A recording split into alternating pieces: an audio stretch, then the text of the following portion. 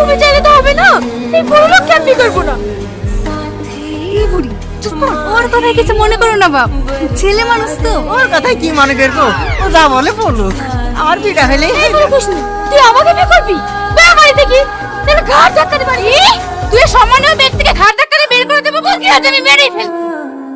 এই এই ছাড় বলছি, ছাড়। আমার হাত ভেঙে দিল।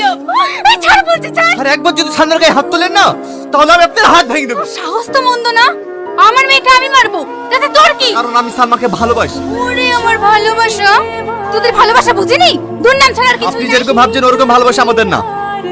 আমি সালমাকে বিয়ে করতে কবে চাই। বিয়ে করবি না করবি, তাহলে কি আমার মেয়েকে ঘরে বসিয়ে রাখবো নাকি? ভালো পাত্র আসছে, আমি বিয়ে দিয়ে দেবো।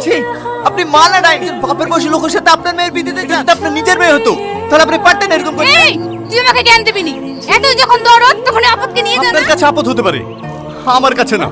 আমি আপনাকে কথা দিলাম, এক সপ্তাহ